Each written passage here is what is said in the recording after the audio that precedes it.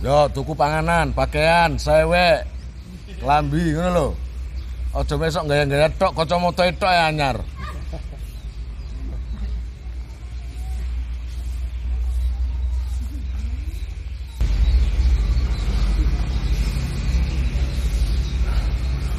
Alhamdulillah. Selamat pagi semuanya. Assalamualaikum warahmatullahi wabarakatuh. Ini kebetulan di Masjid Agung Tuban. Kita barusan ziarah ke Makom Sunan Bonang atau Maulana Maktum Ibrahim bin Ali Rahmatullah Sunan Ampel. Jadi Sunan Bonang ini putra dari Sunan Ampel, ya, putra dari Sunan Ampel, dari ibu yang pertama.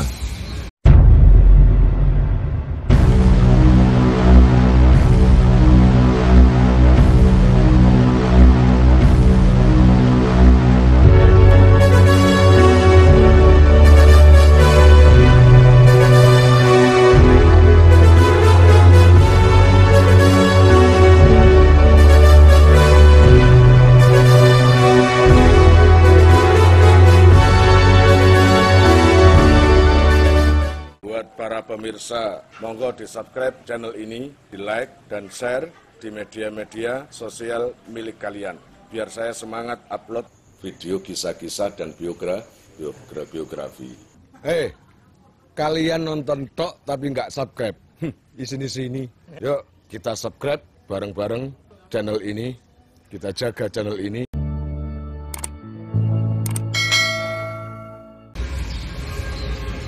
Sunan Ampel dari Campa atau dari saya nggak tahu di mana itu menuju ke Mojopahit,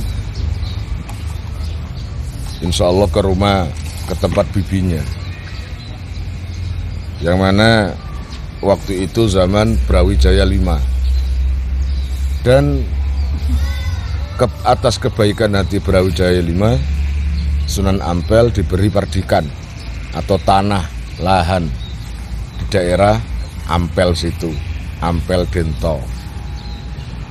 Sebelum datang ke Jawa, Surabaya ini, beliau terlebih dulu menikah dengan putri Adipati Tuban, yaitu putrinya Aryo Tejo yang bernama Nyai Ageng Manila.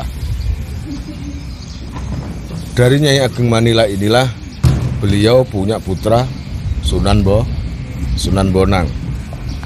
Jadi saudara Sunan Bonang itu termasuk Sunan Derajat, ya, itu adiknya.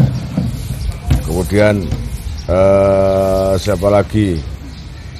Banyak saudara-saudara daripada Sunan Bonang itu. Istri yang pertama dengan Nyai Ageng Manila. Lalu beliau menikah yang kedua dengan namanya Nyai Karimah, yang putri daripada Ki Bangkuning. Makanya di Ki Bangkuning itu karena saking senengnya dengan menantu, karena punya menantu Raden Ali Rahmatullah, akhirnya beliau dikasih hadiah sebuah musola kecil, yaitu di daerah Kembang Kuning. Kembang Kuning itu sebelum terciptanya atau dibangunnya Masjid Ampel. Jadi itu masjid pertama kali sebelum Ampel. Udah.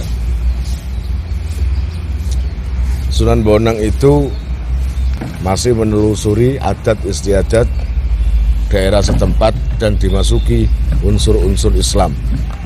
Itulah. Tapi dari dua kelompok itu tadi, Wali Songo yang abangan dan yang putihan, toh berjalan selaras, gak ono gontok-gontokan. Oh, wong saiki ya sing akeh model iki. Ono wong tahlilan dilokno bid'ah, ono wong yasinan dilokno bid'ah syirik, ono wong salaman ngambung tangan nang kiai ini dianggap nyembah nang menungso. Keliru. Ada orang yang ziarah dianggap minta sama yang mati.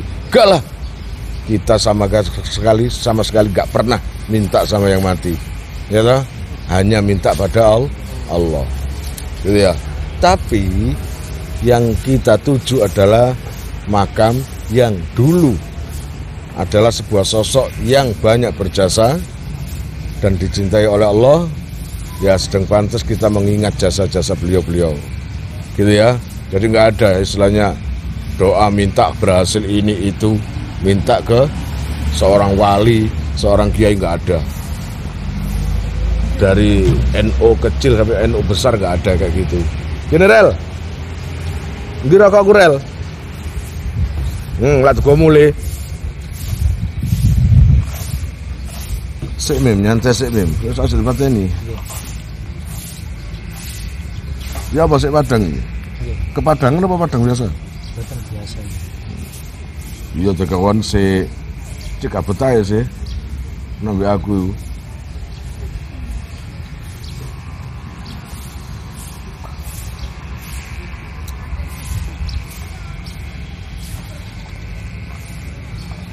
Kelebihan daripada Sunan Bonang, beliau itu sangat menyukai lagu-lagu Jawa, langgam-langgam Jawa, adat-adat di daerah Jawa ini. Jadi kalau nggak salah Sunan Bonang itu termasuk Sunan Abangan juga itu, karena beliau juga pakai musik langgam itu, pakai langgam. Jadi ya gitu, antara bapak sama anak beda pendapat. Yang Sunan Ampel itu putihan, haram, tapi yang anaknya seperti Sunan Bonang, Sunan Derajat, Sunan Muria, Sunan Kalijogo itu golongan yang apa istilahnya, abangan, yang adat istiadat setempat apa dicampur, diaduk jadi satu dengan amalan-amalan secara Islami biar gak nganggur. Contoh kayak mau mati, adatnya zaman dulu orang mati itu pasti deroan sampai pitung dino, minum minuman keras, ya, sambil mabuk-mabukan selama adatnya 7 hari. Tapi kena Sunan Kalijogo, apa? Ya diisi tahlil, ini kan nggak ada jeleknya toh. Salah satu karomah daripada Sunan Bonang, kalian sudah tahu.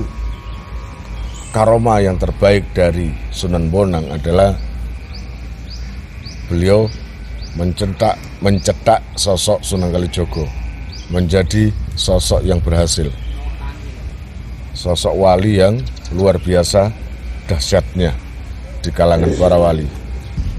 Jadi punya santri Sunan Kalijogo itu saja sudah keramat atau karomah. Nomor 2, keramatnya itu adalah ketika Sunan Kalijogo minta emas, mencari emas, maka beliau Sunan Bonang dengan mengarahkan tongkatnya ke pohon apa wit-witan, oh tuh mangga, lali aku. Akhirnya jadi emas semuanya. Apa ya? Kayak kelapa-kelapa kecil, buder-buder. Palem. Yus kayak palem, tapi apa sih arane? Saya lupa itu namanya. Ya. Akhirnya jadi emas semua. Pohon-pohonnya juga jadi emas semua. Ketika dipanjat oleh Sunan Kalijogo, ketika diambil masih jadi emas. Tapi ketika jatuh, gitu, jadi buah itu kembali menjadi buah. Maka dari situ Sunan Kalijogo penasaran dengan sosok Sunan Bonang, dikejar sampai beliau bisa mengikuti Sunan Bonang dan maksa untuk jadi santri. Lalu Sunan Bonang memberi syarat, duduk di sini di tongkatku ini, jaga tongkatku, jangan sampai kamu berhenti sebelum aku yang nyuruh berhenti. Itu sampai 3 tahun itu ya. Itu luar biasa itu. Jadi itu keramatnya, yang segala sesuatu yang diarahkan dari ujung tongkatnya, dituding ini dengan ujung tongkat jadi emas. Keramat yang ketiga ada lagi. Suatu ketika beliau itu dicegat oleh beberapa rampok, yang mana dipimpin oleh siapa itu. Tapi beliau nggak melawan, nggak apa-apa, cuma dengan apa? Baca siiran yang beliau ciptakan sendiri. Jadi nang kono iku Langgam Darmo. Saya nggak tahu Langgam Darmo itu seperti apa lagunya, saya nggak tahu. Yang penting ketika syair itu dibacakan, semua kaku. Artinya nggak bisa jalan, nggak bisa bergerak, nggak bisa ngapa-ngapain. Ya. Dan mereka taubat. Lalu ada kisah lagi Sunan Bonang dengan Dompu Awang, orang Cina, saudagar Cina. Iya. Tidak tahu.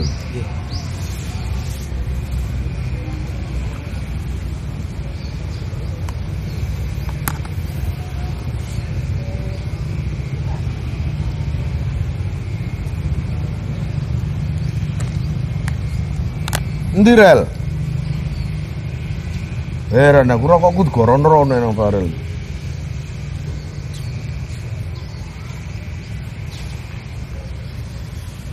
Bareng ini pindah nang ngono.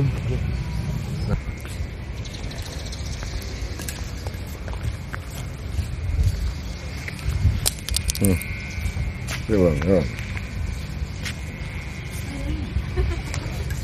Oh.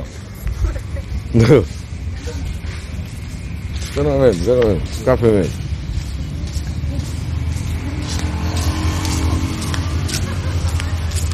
apa, meler-meler?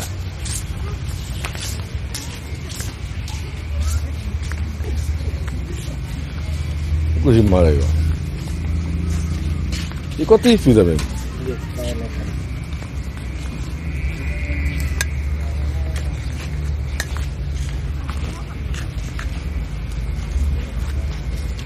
Apa itu? Telepon. Oh, ya sana. Alhamdulillah, kepanggil malih. Wah, jodoh tenan. Niki saking kepengin ngabadikan gambar-gambar niki lho. Saking saya Semarang nggih. Semarang. Kendal. Mbah Samud. Ah, lah gak kenal Mbah Samud. Mbah Samud ya. Nggih, Mbah Samud wali Majutub. Nggih. Nggih. Nggih, monggo. Muga-muga barokah Mbah Samud. Amin. Nggih.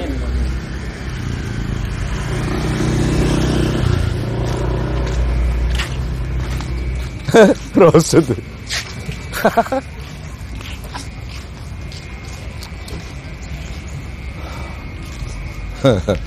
Ya apa Sam? Gini Sam, kopi ya?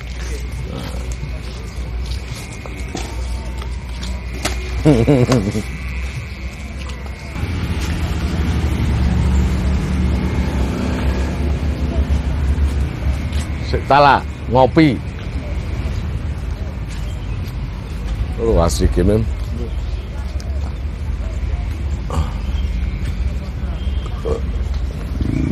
Ini cerita, Mem? Nggih. Ya. Dompu Awang, Pak Safar. Sampean gak tahu rub Dompu Awang? Napa niku? Buah nopo niku? Panganan nopo niku ngawur e. Ada ke diri Dompu Awang nopo niku?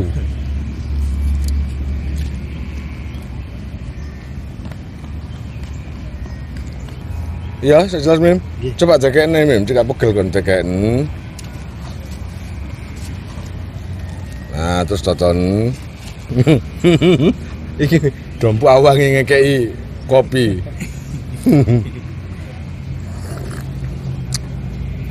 Masya Allah. Sunan Bonang biyen dulu punya santri namanya Kiai Nagur. Tugasnya apa? Tugasnya Kiai Nagur itu jaga kebune Sunan Bonang. Nah, itu. Jadi Sunan Bonang itu punya ingon-ingon.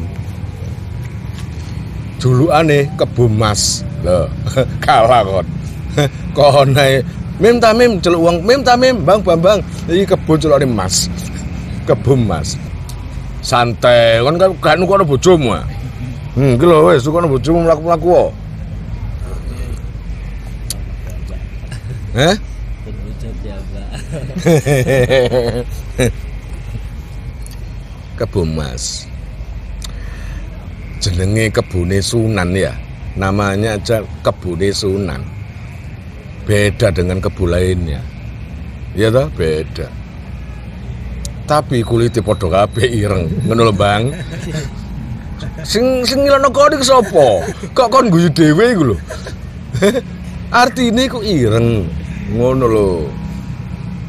Artine ku ireng. Kebo ini punya keistimewaan. Beliau, kebo beliau ya.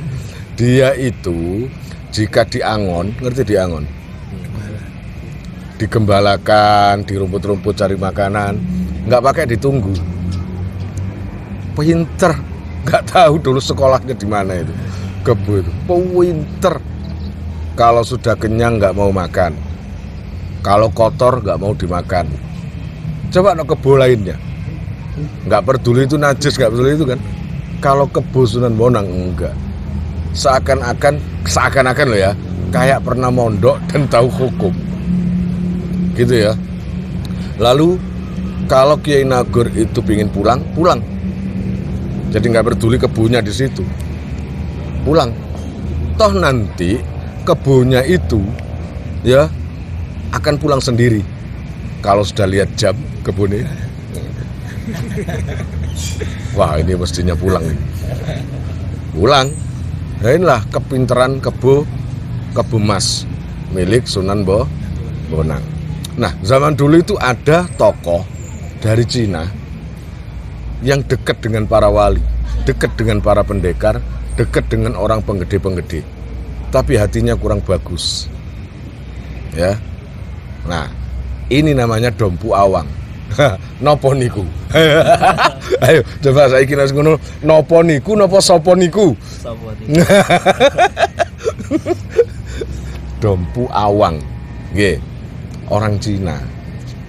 Ada yang bilang Dampo Awang. Gitu. Orang Cina. Dia itu kurang bagus karena merasa iri dengan Sunan Bonang. Kalian tahu sendiri tadi tak kisahkan di situ keramatnya Sunan Bonang sudah menyebar, ya, mulai mengalahkan kelompok rampok, gangster yang sekarang namanya macam-macam, The Big Family of Opola, Cinderella atau apalah, The Heroes atau apa. Kalau ini The Big Family of Kebundanu. Jadi kelompok itu namanya gangster Kebundanu yang dipimpin oleh Kebundanu itu. Saktinya luar biasa. Tapi ketika nyamperin Sunan Bonang, hanya dilantunkan syair-syairan Sunan Bonang, kaku. Syairan kayak gitu. Hanya sebuah syair bisa melumpuhkan Kebundanu CS. Nah ini tokoh yang memang gak melukai Sunan Bonang, tapi sangat mempengaruhi kinerja Sunan Bonang dalam hal mensyiarkan Islam. Jadi Sunan Bonang itu agak terhambat dengan tingkah lakunya Dampo Awang itu tadi. Bukan orang kaya saja Dampo Awang itu, karena dulu orang Tirakat, jelas otomatis Dampo Awang itu orangnya tegdoyo, sakti, kaya punya keramat. Gitu ya. Kalau menurut ilmu tauhid, karomah itu sesuatu yang di luar kebiasaan secara umum, dan itu nggak pakai dipelajari dan nggak bisa dipelajari, nggak bisa dikalahkan. Tapi kalau sihir bisa dipelajari dan bisa dikalahkan serta ada kelemahannya. Karena sihir adalah cuma kilasan mata saja. Apa istilahnya? Sebatas pandangan. Kayak saya, inilah ular, kelihatan ular, tapi sebenarnya tampar. ketika zamannya musuhnya Nabi Musa. Ya, tapi ketika Nabi Musa melongkatkan tongkatnya jadi ular. Nah, ini ular bener, bukan tampar. Paham, bukan tampar gitu loh. Nah, Dampu Awang ini punya kapal. Namanya aja orang kaya ya, kapal pesiar. Kapal itu biasanya di mana jalannya? Di laut. Di mana lagi? Sungai. Sungai itu bukan kapal, perahu. Mang Dampu Awang nopo niku? Opo niku? Saiki kapal ditekek sungai. Mem, wis mulai. Olahraga, Mem.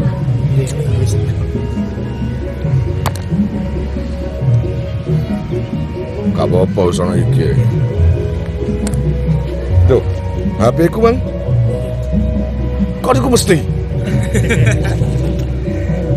Tak bantu nih karena anu sambungan.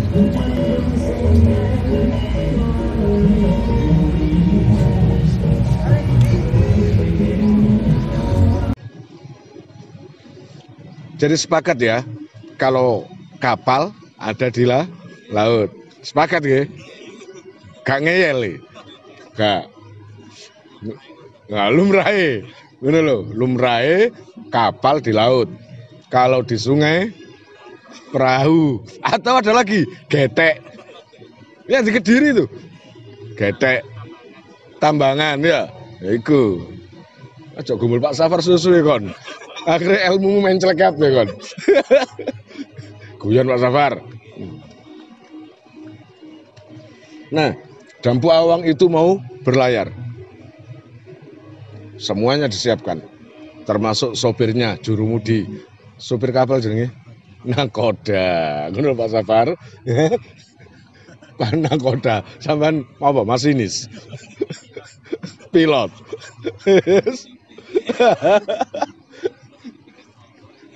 Nah, sopir kan Gojek kayak apa maning? Taksi.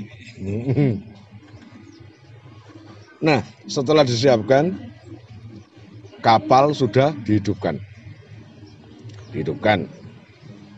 Nah, kapal itu biasanya kan di atas laut ya, di perairan laut. Dampu Awang disuruh naik nggak mau. Enggak. Kamu nggak tahu saya mau kemana ini? Kata Dampu Awang. Ya, nggak tahu, biasanya sampai ke keraton-keraton, kerajaan-kerajaan. Enggak. Ini aku sama orang yang paling saya benci. Geting aku. Nonton modele, gitu. Senengane pamer ilmu. Sunan Bonang dibilang pamer ilmu. Lah kemana? Ke Tuban, ke Bonang, jeung Sunan Bonang. Gitu. Ya sudah lo, monggo naik. Oh enggak. Kalau ke Bonang hanya sekedar naik perahu, kapal, kayak gitu, lumrah. Langsung, entah itu gimana, nggak tahulah ilmunya. Ya namanya kapal itu terbang. Canggih kan? Terbang. Nah ini baru bisa membuat jeung Sunan Bonang terkagum-kagum. Ya, terkagum-kagum, biar tahu siapa saya, Dampu Awang. Oke, kita naik. Ya naik. Jadi naik kapal. Lah waktu itu kebunnya Sunan Bonang lagi mandi. Di perairan Tuban sini, lagi mandi. Mandi di laut. Apa? Berjemur atau apa? Sing nang biasa digoyangi kok apa jenenge? Ya jemuran lah jenenge, jemuran. Ya, lah masih kebo iso sumu ya toh. Iso sumu, akhirnya berjemur. Sunrise. Apa sunrise itu? Nah, rumah sabu kontak sing kepingin nang Bromo ndelok matahari terbit. Kebo ya rek. Iya apa enggak? Ngono. Nah, tiba-tiba kapal Dampu Awang itu jalan gitu. Langsung dek. Diputer jalan. Ke sini dek nggak bisa. Kembali lagi jalan. Mundur jalan. Maju lagi pas batas dek nggak bisa. Marah ya namanya Dampu Awang. nyuruh jurumudinya untuk memeriksa. Keluar kamu di kapal, periksa ada apa? Nggak ada apa-apa ya bos. Nggak ada apa-apa sama sekali, kelihatan gunung tok ini. Awan-awan kelihatan kan di atas ya.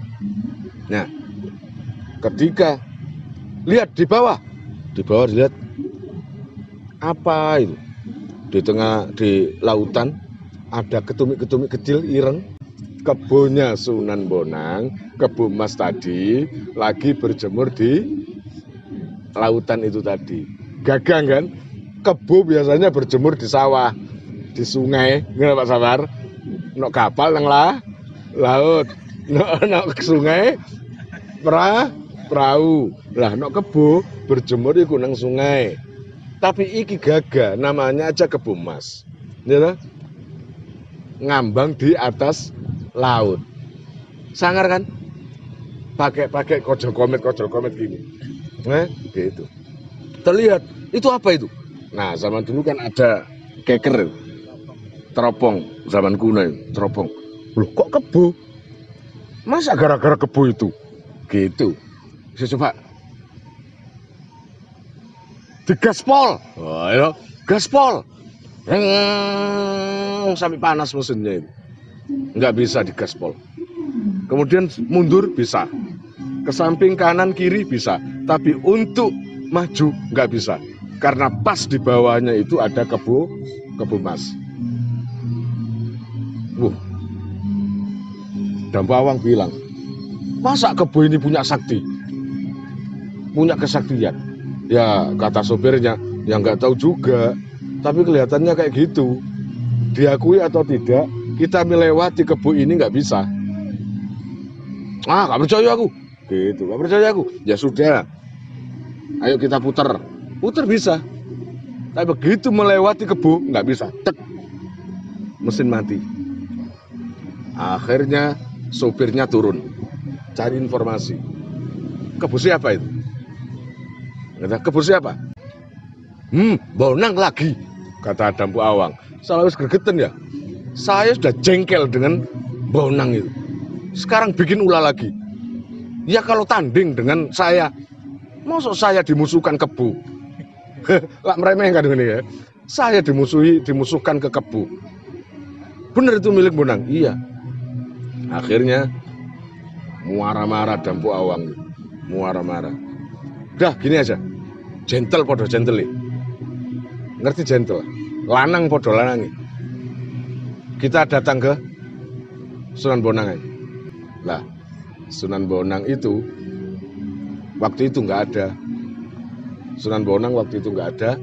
Dampu Awang langsung memperlihatkan kesaktiannya apa? Menunjuk kebo itu. Kebo. Kebo. Jatuh kamu. Katanya gitu. Langsung tenggelam. Kebonya Sunan Bonang yang tadinya ada di atas tenggelam. Bleng. Bingung. Tenggelam.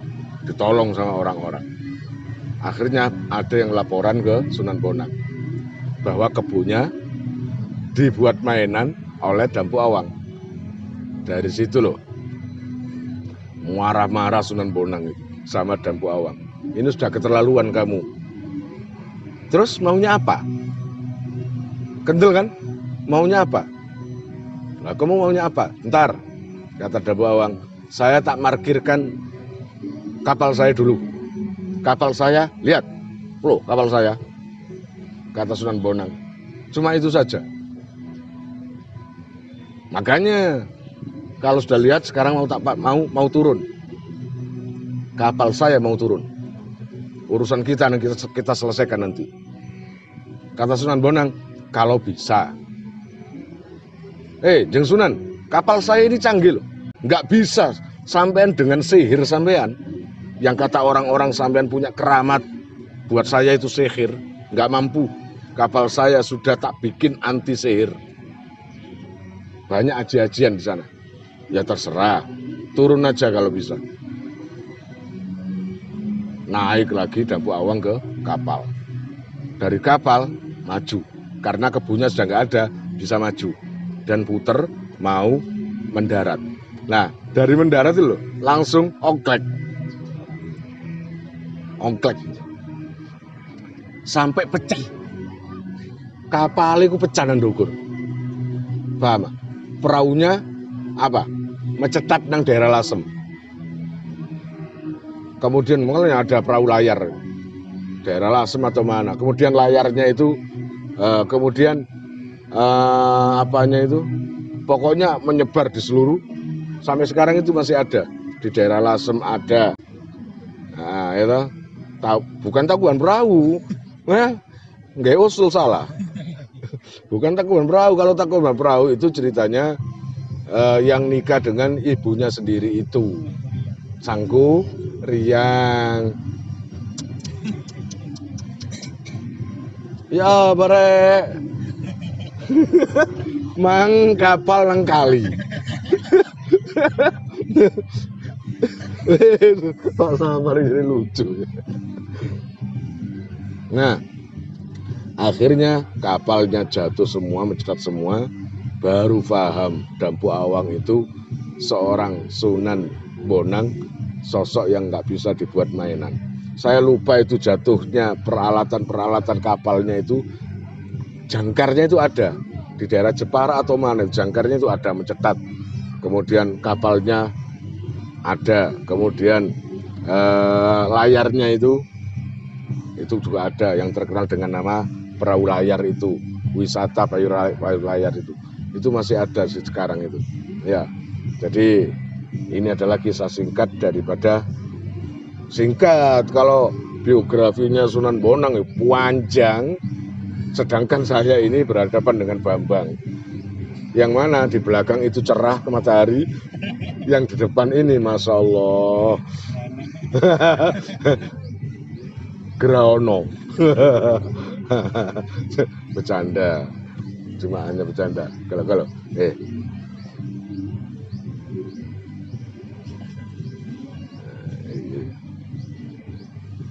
itu modelnya lah. Guyu dewe, dangan dewe. Atau ditetno pengikute.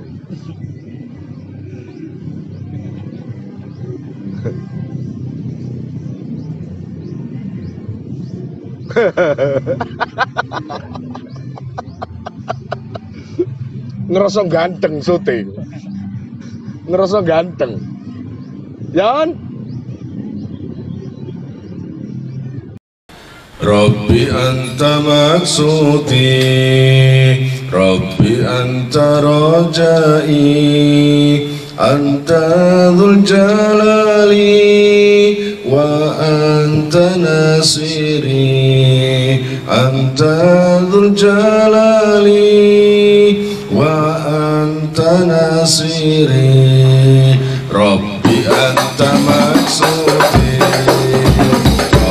anta rajai, anta dzul jalali wa anta nasiri, anta dzul jalali wa anta nasiri.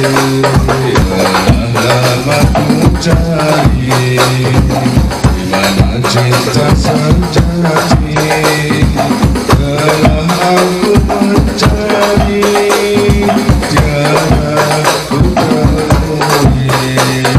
Telah aku mencari, tiada ku temui. Rabbi anta maksudi, Rabbi anta rajai, anta dzul jalali wa anta nasiri, anta dzul jalali wa anta nasiri. Mengapa ku begini, tersiksa diri ini, hingga ku sadari ku temui ini, hingga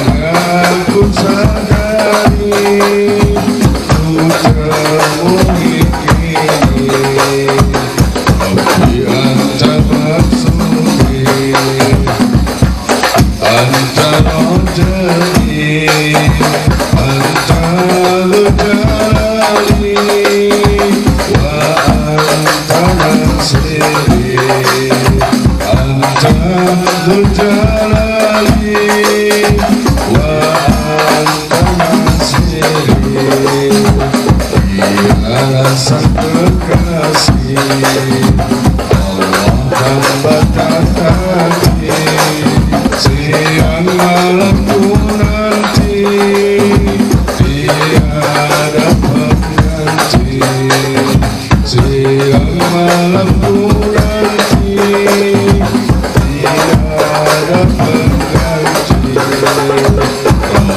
yang tak maksudi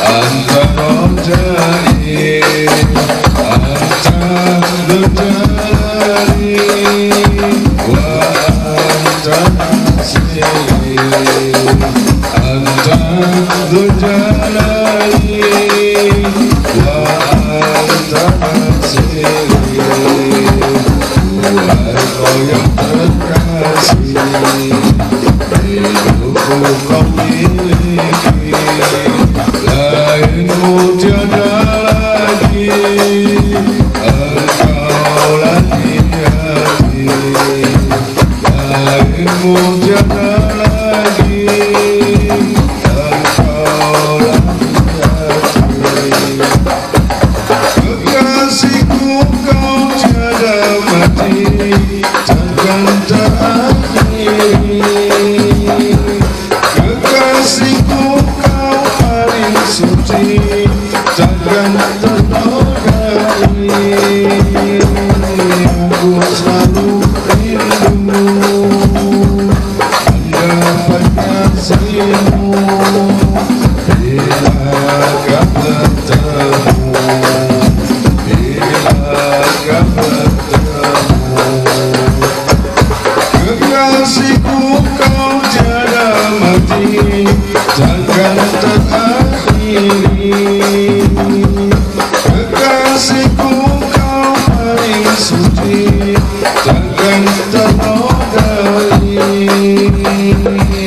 aku selalu rindu mendapat kasihmu bila kau bertemu bila kau bertemu ungkapan hati apa yang akan terjadi ku berserah diri apa yang akan terjadi ku berserah diri. Kalian jika mau nomor HP kalian tak simpan di memori HP saya, SMS aja ke nomor saya dengan mengetik nama, asal, itu aja. Nanti saya save. Lalu nanti akan terhubung ke WA saya. Insya Allah akan ada pemberitahuan, perkembangan tentang NR atau ada video baru atau apa. Biasanya saya umumkan di status WhatsApp ya. Buat para donatur, saya sangat terima kasih. Insya Allah barokahnya, manfaatnya akan sampai pada kalian dan menjadi jariah nanti. Dan akan lestari terus sampai kalian meninggal itu nanti. Jangan khawatir, nama kalian tidak akan saya lupakan.